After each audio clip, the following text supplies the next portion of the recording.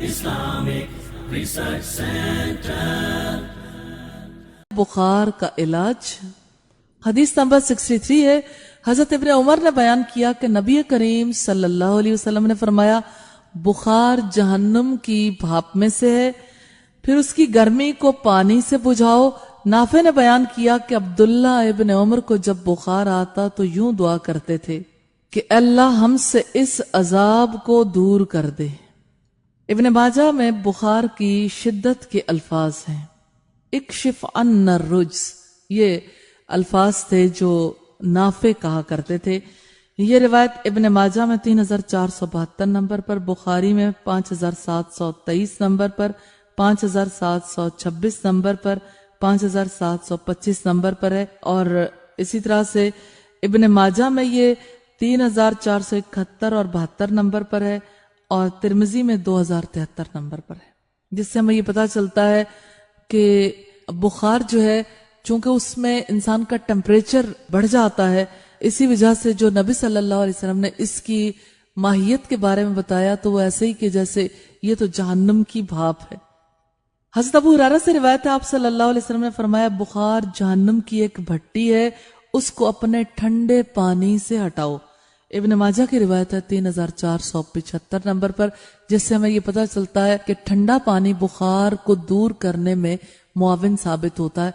आज अगर आप देखिए, पूरी वर्ल्ड में ठंडा पानी यूज किया जाता है, चाहे पट्टियों की फॉर्म में स्पंज जब किया जाता है, या इसी तरह से बहुत ज्यादा तेज बुखार हो तो डॉक्टर्स एडवाइस करते हैं कि नहला दें, तो उससे बुखार की हिद्दत में कमी वाक़ई हो जाती।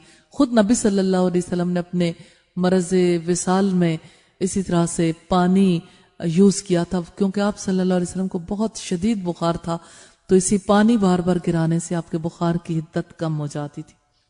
तो आपके घर में अगर किसी को बुखार हो तो आप पानी को यूज करते हैं? आपने कभी किसी की पट्टियां की हैं ठंडे पानी की?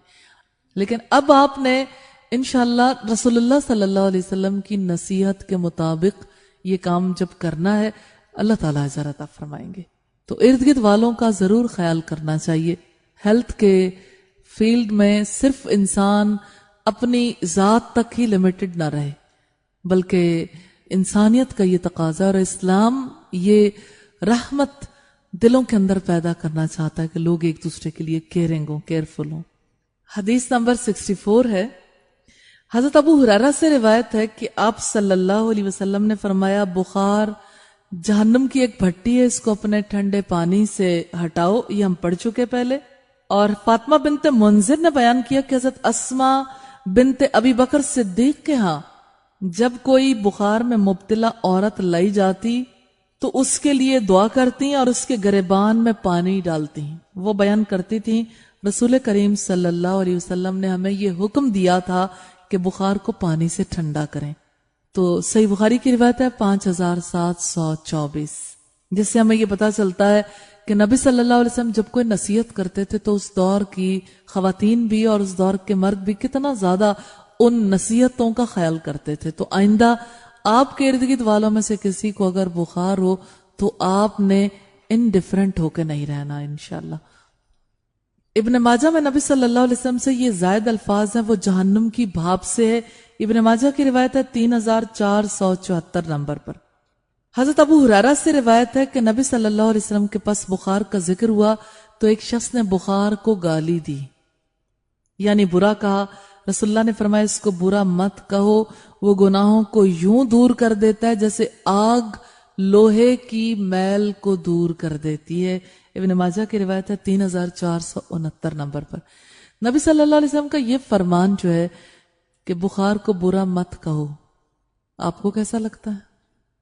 बीमारी को तो हर कोई बुरा कहना चाहता है, ऐसा नहीं? कुछ लोग कहते हैं इतना तो अब हमारा हक है कि अगर बीमार हुए हैं तो बीमारी को बुरा भी ना कहें। ये सोच कि ये बीमारी अल्लाह की तरफ से और अल्लाह के हर काम में हिकमत है और अल्लाह ताला ने इसमें हमारे लिए जरूर बेहतरी रखी है और इसके तवस्सुत से हमारे गुनाह झड़ेंगे, इस पे अजर भी है, और जो गुनाह झड़ने का काम है वो तो होना ही है इंशाल्लाह। तो अल्लाह से हमेशा हुस्न ज़न रखना चाहिए। حضرت ابو ہریرہ سے روایت ہے رسول اللہ صلی اللہ علیہ وسلم ایک بیمار کی عیادت کے لیے تشریف لے گئے، میں بھی ساتھ تھا۔ اس شخص کو بخار آتا تھا، آپ نے فرمایا خوش ہو جاؤ، اس لیے کہ اللہ تعالیٰ فرماتا ہے بخار میری آگ ہے، میں اس کو مقرر کرتا ہوں اپنے ایماندار بندے پر تاکہ وہ بدل ہو جائے آخرت کی آگ کا اور آخرت میں وہ محفوظ رہے۔ یہ ابن ماجہ کی روایت ہے 3470۔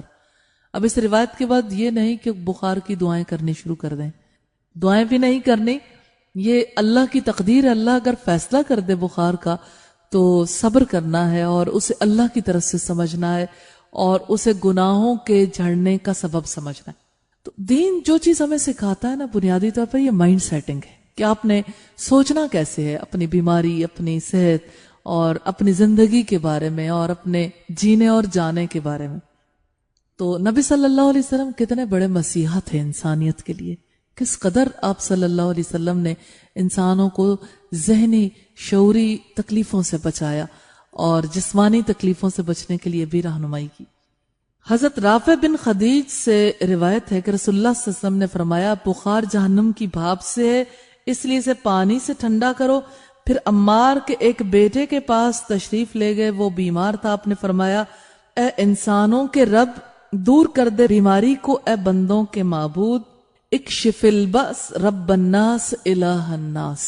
یہ آپ صلی اللہ علیہ وسلم کی دعا تھی کہ اللہ اس بیماری کو دور کر دے۔ ابن ماجہ کی روایت ہے 3473 نمبر پر۔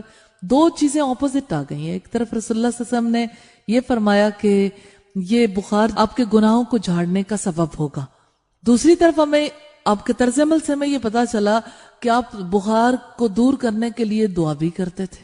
اس سے ہمیں یہ پتا چلتا ہے کوئی بیمار رہنا ہی نیکی نہیں ہے، بیماری کی دوا کرنا بھی ضروری ہے، پرہیز کرنا بھی ضروری ہے، علاج کرنا یعنی دوا کرنا ضروری ہے، اور اسی کے ساتھ ساتھ یہ کہ بیماری کے بارے میں اللہ سے حسن ظن رکھنا ضروری ہے۔ تو آپ صلی اللہ علیہ وسلم دعا کرتے تھے، اس لیے بیمار ہو جائیں تو دعا کرنا بہت زیادہ ضروری ہے۔ تو آپ دعا کرتے ہیں جب بیمار ہو جائیں؟ ویسے بیماری میں تو سارے ہی دعا کرنے لگ جاتے ہیں الحمدللہ۔ یہاں دو خاص باتیں، اے انسانوں کے رب، کتنا خوبصورت انداز ہے نا، اور اے بندوں کے رب، تعلق ہے نا، اور تعلق جتنا گہرا ہوتا ہے اتنا ہی زیادہ انسان کے دل کی بات جو ہے زبان پر بھی اسی طرح سے آتی ہے۔ اور نبی صلی اللہ علیہ وسلم کیسے بیماروں کا